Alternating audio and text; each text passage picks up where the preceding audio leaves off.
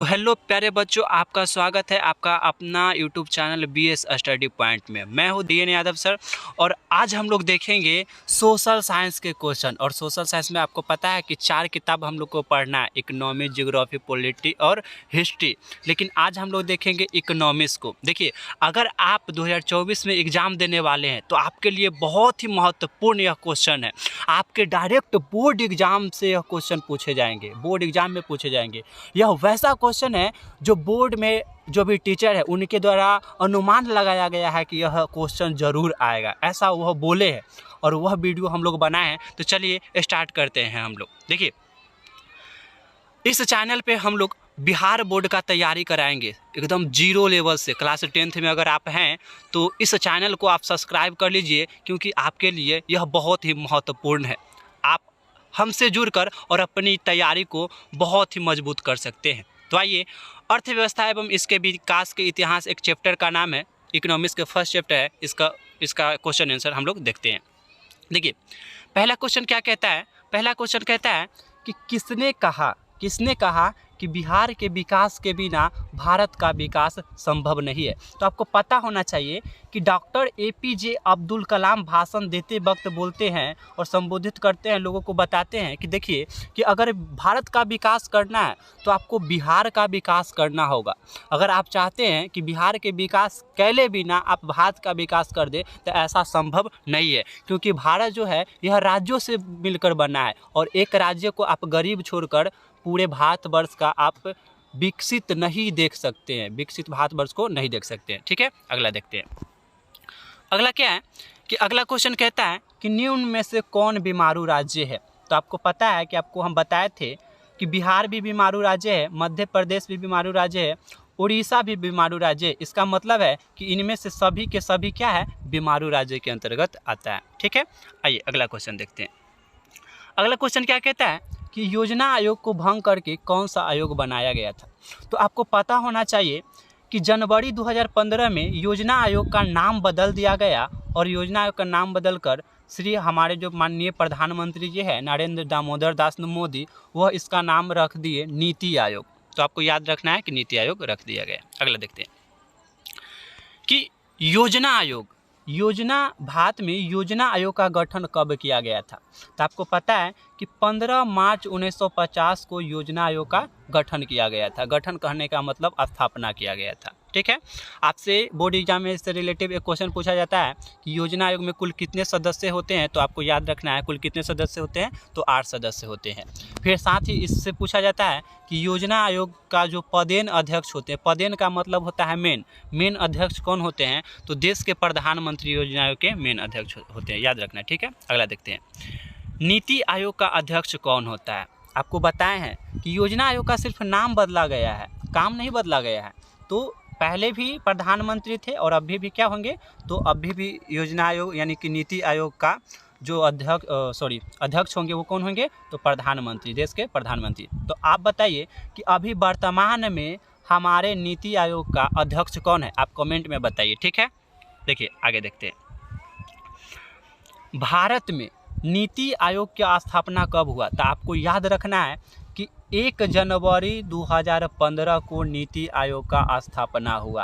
पहले नीति आयोग का नाम क्या था, योजना आयोग था, जिसका स्थापना कब हुआ, 15 मार्च 1950। लेकिन नीति आयोग का पूछेगा तो 1 जनवरी 2015। ठीक है, अगला देखते हैं। भारत में विकास की नीति कौन सी संस्था काम करती है। भारत में विकास की नीति कौन सी संस्था काम करती है। तो आपको याद रखना है कि भारत में विकास की जो नीति है वो नीति आयोग एक संस्था है, योजना आयोग जो संस्था है वही काम करती है। कहने का मतलब है कि भारत में जितने भी विकास से संबंधित कार्य होते हैं इसको संपादित एवं योजना बनाने का कार्य कौन करती है, तो नीति आयोग करती है। पहले कौन करता था, तो पहले करता था योजना आयोग करता था। आपको याद रखना है। ठीक है, आगे बढ़ते हैं। अगला क्वेश्चन क्या कहता है कि तेलंगाना राज्य का गठन कब हुआ। तो आपको पता होना चाहिए कि तेलंगाना राज्य का जो गठन है 2 जून 2014 ईस्वी को हुआ था। ठीक है, आगे बढ़ते हैं। मानव की न्यूनतम आवश्यकता क्या है। तो ऐसे तो मानव की न्यूनतम आवश्यकता 5 है, लेकिन यहाँ पे ऑप्शन में क्या है, रोटी, कपड़ा और मकान, और आपको याद रखना है शिक्षा और स्वास्थ्य भी मानव के क्या है, न्यूनतम आवश्यकता। न्यूनतम आवश्यकता कहने का मतलब होता है कि कम से कम मानव को क्या चाहिए, तो कम से कम मानव को रोटी, कपड़ा, मकान, शिक्षा और स्वास्थ्य आप दे दीजिए, इतना ज़रूरी है हर एक मानव के लिए। ठीक है, आगे देखते हैं। स्वच्छ भारत मिशन कब प्रारंभ हुआ? तो आपको पता होना चाहिए कि स्वच्छ भारत मिशन जो है यह 2 अक्टूबर 2014 में इसका शुरुआत हुआ था। आगे देखते हैं। प्रधानमंत्री उज्ज्वला योजना कब प्रारंभ की गई? तो आपको पता होना चाहिए कि 1 मई 2016 में इसका शुरुआत किया गया था। आगे देखते हैं। भारत में राज्यों का पुनर्गठन कब हुआ था? तो आपको यह सबसे इम्पोर्टेंट है, याद रखना है कि भारत में राज्यों का जो पुनर्गठन है वह 1956 में हुआ था। कब हुआ था? तो 1956 में हुआ था। आगे देखते हैं। अर्थव्यवस्था के कितने प्रमुख क्षेत्र है? आप याद कीजिए कि आपको सर पढ़ाए होंगे कि अर्थव्यवस्था के प्रमुख 3 क्षेत्र है। कितने क्षेत्र है? तो 3 क्षेत्र है। कौन कौन से? प्राथमिक, द्वितीय और तृतीय। ठीक है, अगर प्रकार पूछता है तो प्रकार में आपको क्या बताना है? पूंजीवादी, समाजवादी तथा मिश्रित। लेकिन यहाँ पे क्षेत्र पूछ रहा है तो क्षेत्र में आपको क्या बताना है? प्राथमिक, द्वितीय और तृतीय। ठीक है, याद रखना है।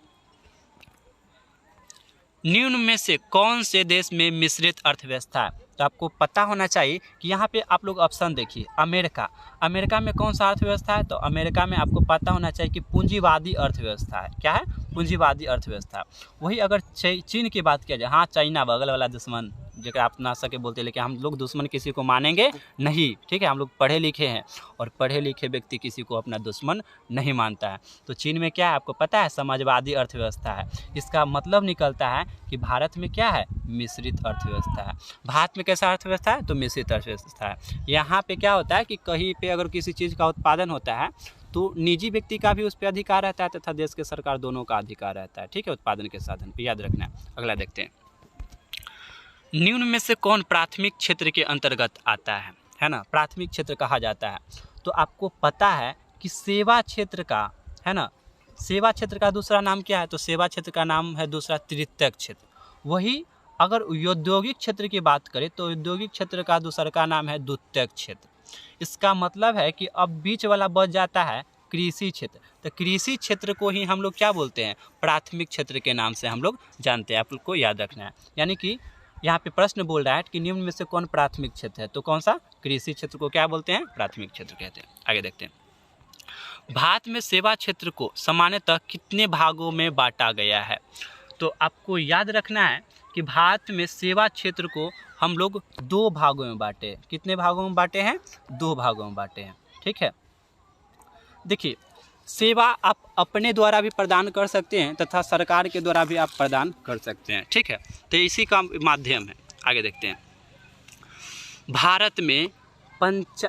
बिहार में पंचायत स्तर पर महिलाओं को आरक्षण कब दिया गया है?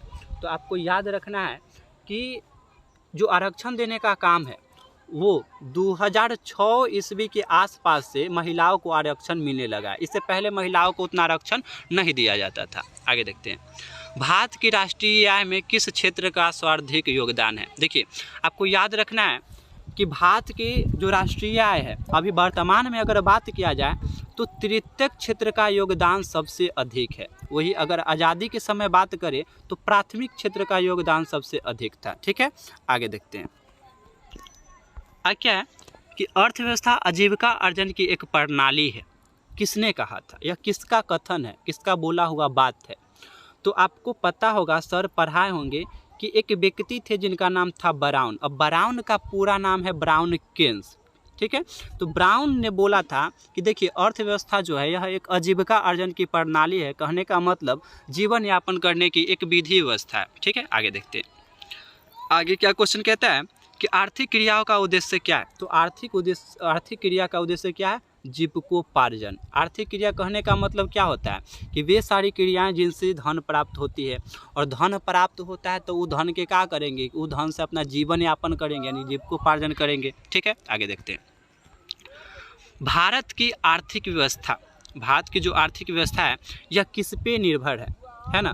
तो आपको पता होना चाहिए कि भारत की जो आर्थिक व्यवस्था है यानी कि धन की व्यवस्था है, यह सकल राष्ट्रीय उत्पाद पर भी निर्भर करती है, प्रति व्यक्ति आय पर भी निर्भर करती है, आर्थिक कल्याण के आधार पर भी निर्भर करती है। कहने का मतलब है कि जब देश में उत्पादन न होगा तो प्रति व्यक्ति आय कैसे लोगों का बढ़ेगा, और जब प्रति व्यक्ति आय बढ़ेगा तब न आर्थिक कल्याण होगा गांव समाज का, है ना। यानी कि इसका ऑप्शन में अगर बात करें तो ऑप्शन में आपको क्या लगाना है कि इनमें से सभी होगा। ठीक है, अब आपको आगे हम लोग देखते हैं अगला क्वेश्चन क्या कहता है। ठीक है, देखिए, आर्थिक विकास की व्याख्या के विभिन्न आधार पे कौन कौन है। आर्थिक विकास की व्याख्या के विभिन्न आधार कौन कौन से हैं, तो आपको पता होना चाहिए कि इसमें भी आपका क्या होगा, इनमें से सभी होगा। ठीक है, आगे देखते हैं। भारत में आर्थिक विकास का मुख्य श्रेय किसे दिया जाता है, तो आपको पता होना चाहिए कि भारत में आर्थिक विकास का जो मुख्य श्रेय है, श्रेय कहने का मतलब क्या है कि पूरा के पूरा गांव समाज में नहीं बोलते हैं कि पूरा के पूरा योगदान किसने दिया, तो योगदान जो देने का काम है ना वो नियोजन करता है। और नियोजन का मतलब क्या होता है, प्लानिंग। यानी कि भारत में जितने भी विकास का काम हो रहा है ना वो नियोजित करके यानी कि एकदम प्लानिंग करके तब किया जा रहा है। इसका मतलब है कि इसका क्या होगा, आंसर नियोजन होगा। ठीक है, अगला देखते हैं। आर्थिक विकास की माप करके उचित क्या बोलता है कि आर्थिक विकास की माप करने की उचित सूचकांक क्या है, तो आपको पता होना चाहिए कि आर्थिक विकास की अगर माप आप करते हैं तो सबसे पहला और सबसे अच्छा जो सूचकांक है वो होता है प्रति व्यक्ति आय। हर एक व्यक्ति की आय को पता कर लीजिए और धन के विकास को आप माप सकते हैं कि हाँ कौन से व्यक्ति का कितना विकास हो रहा है। जैसे कि मान के चलिए एक गांव के आर्थिक विकास हमें मापना है तो उस गांव में जाएंगे और उस गांव के हर एक व्यक्ति का इनकम पता करेंगे और तब पता चल जाएगा कि हाँ ये गांव में अधिकतर आदमी है जो कमाता है कि बैठल रहता है, बेरोजगार है, कैसा है, यह पता चल जाएगा धन के विकास। ठीक है, आगे देखते हैं। अगला क्वेश्चन क्या कहता है कि बिहार में मानव विकास को कौन सा रूप दिया गया है, तो आपको याद रखना है कि बिहार में मानव विकास को जन आंदोलन का रूप दिया गया है। ठीक है, आगे देखते हैं। बिहार में किसकी प्रधानता है, तो भाई साहब उद्योग तो हमारे बिहार में दिखता ही नहीं है, पशुपालन थोड़ा बहुत है मान सकते हैं, खनिज भी नहीं है, तो सबसे ज़्यादा प्रधानता जो दिखती है हमारे बिहार में वो है कृषि यानी कि खेती बाड़ी। ठीक है, अगला देखते हैं। इनमें कौन आधारभूत संरचना नहीं है, तो आपको पता होना चाहिए कि इसमें जो है यह कौन आधारभूत संरचना नहीं। आधारभूत संरचना कहने का मतलब क्या होता है कि वे सारी सुख एवं सुविधाएं जो किसी देश के आर्थिक विकास में योगदान देता है, सेवाएं हो, सुविधाएं हो, कोई भी हो, अगर देश विकास कर रहा है तो उसमें धन का योगदान देता होगा। तो देखिए उद्योग देता है, उद्योग धन के विकास में क्या देता है, योगदान देता है, तो ये भी हो सकता है। बिजली भी रहेगा तब किसी देश को विकास करने में सहायता प्रदान होगा, सड़क भी रहेगा। इसका मतलब है कि पानी थोड़ा बहुत नहीं। हाँ ठीक है, अगला देखिए। प्रथम मानव विकास रिपोर्ट किसके निर्देश में तैयार किया गया था, तो आपको पता होना चाहिए कि प्रथम मानव विकास जो रिपोर्ट है यह एक व्यक्ति थे पाकिस्तान के जिनका नाम था महबूब उल हक, उनके नेतृत्व में प्रथम मानव विकास रिपोर्ट को जारी किया गया था। ठीक है, आगे देखते हैं। आगे क्या क्वेश्चन करता है कि भारत का कौन सा आर्थिक क्षेत्र सबसे बड़ा है। ठीक है, तो भारत का जो तृतीयक क्षेत्र है जिसको हम लोग टेरिटरी क्षेत्र या हिंदी में सेवा क्षेत्र कहते हैं, यह सबसे बड़ा है ना। सेवा क्षेत्र किसको कहते हैं, जो प्राथमिक क्षेत्र तथा द्वितीयक क्षेत्र को मदद प्रदान करता है उसे क्या कहते हैं, सेवा क्षेत्र कहते हैं। देखिए अगला क्वेश्चन क्या कहता है कि किस क्षेत्र, है ना, क्या कहता है, किस क्षेत्र को द्वितीयक क्षेत्र कहा जाता है, तो सेवा क्षेत्र को क्या कहते हैं, तृतीयक क्षेत्र कहते हैं। कृषि क्षेत्र को क्या कहते हैं, तो कृषि क्षेत्र को प्राथमिक क्षेत्र कहते हैं। तो उद्योग क्षेत्र को ही क्या कहा जाता है, तो सेवा क्षेत्र कहा जाता है। यानी कि ऑप्शन नंबर सी राइट है। ठीक है, आगे देखते हैं। भारत की जनसंख्या 2011 के अनुसार कितना है, तो देखिए 2011 के अनुसार जो हमारा भारत की जनसंख्या है वो लगभग 121 करोड़ के आसपास था। ठीक है, समथिंग मान के चल लेंगे, एकदम हम लोग कंफर्म नहीं बोल सकते। ठीक है, आगे देखिए। आगे क्वेश्चन क्या कहता है कि वर्तमान में बिहार की साक्षरता दर कितनी है, तो वर्तमान में जो हमारा बिहार की साक्षरता दर है वो 73% के आसपास है, पहले बहुत ही कम था। ठीक है, अब देखिए क्या बोलता है कि बिहार प्रांत का गठन कब हुआ। तो बिहार प्रांत का जो गठन है, यह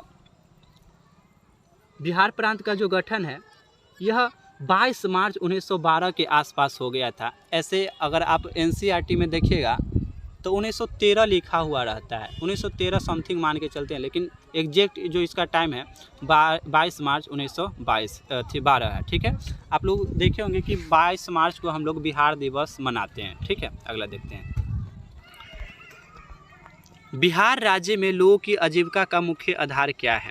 तो बिहार राज्य में तो उद्योग तो है ही नहीं, है ना, उद्योग तो है ही नहीं। इसका मतलब क्या है, कृषि। कृषि इज द राइट आंसर। ठीक है, अगला देखते हैं।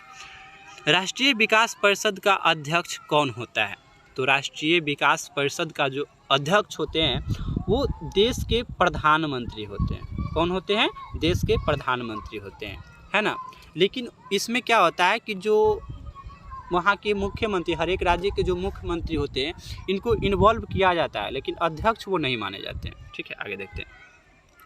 किस आधुनिक यंत्र के आगमन के बाद, किस आधुनिक यंत्र के आगमन के बाद शिक्षा एवं ज्ञान सर्वसुलभ हो गया है। तो आपको पता होना चाहिए कि कंप्यूटर के आ जाने के कारण आजकल शिक्षा जो है यह बहुत ही आसान हो गया है।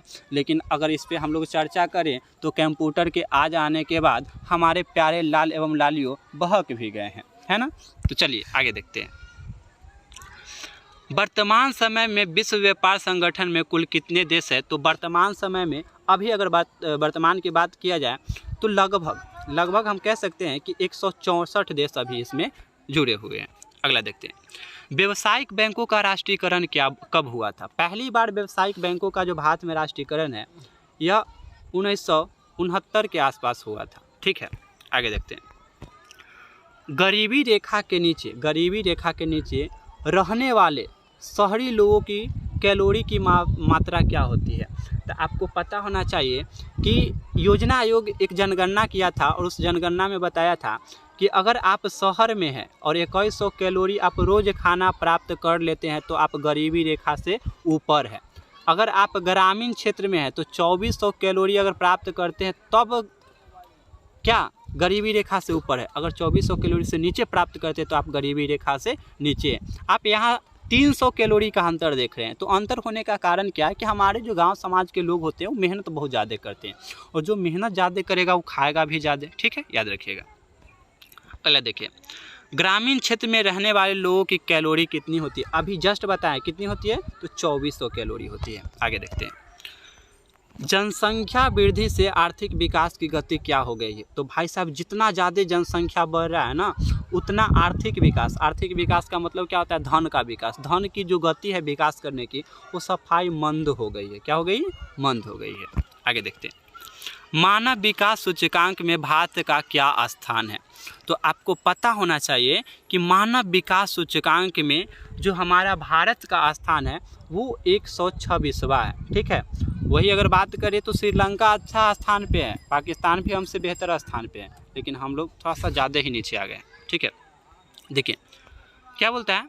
शिक्षक द्वारा अपने पुत्र को पढ़ाना कौन सी क्रिया है। तो यह हो जाएगा अनआर्थिक इसलिए होगा क्योंकि शिक्षक जब अपने बेटा को पढ़ाएगा तो अपने बेटे से तो पैसा लेता नहीं है। और हम लोग इकोनॉमिक्स में क्या पढ़े हैं कि वे सारी क्रियाएं जिनसे हमें आय प्राप्त होती है, कोई भी काम धाम जगह से आय प्राप्त होती है उसे क्या कहते हैं, आर्थिक क्रिया कहते हैं। तो दूसरा के बेटा को जब पढ़ाएगा तो उससे पैसा लेगा तो उसको आर्थिक क्रिया कहेंगे, लेकिन अपने पुत्र को पढ़ा रहा है तो यह एक अनार्थिक क्रिया है। ठीक है, याद रखिएगा। अगला क्या है क्वेश्चन कि इनमें से कौन भारत सरकार का केंद्रीय बैंक है। तो आपको बताएं कि रिजर्व बैंक ऑफ इंडिया को भारत का केंद्रीय बैंक या बैंकों का बैंक भारत में किसको कहा जाता है, तो रिजर्व बैंक ऑफ इंडिया को। ऐसे याद रखने के लिए रखिएगा कि बैंकों का बाप किसे कहा जाता है, तो रिजर्व बैंक ऑफ इंडिया को। ठीक है, इसका स्थापना कब हुआ था आपको पता है ना, 1935 में। ठीक है,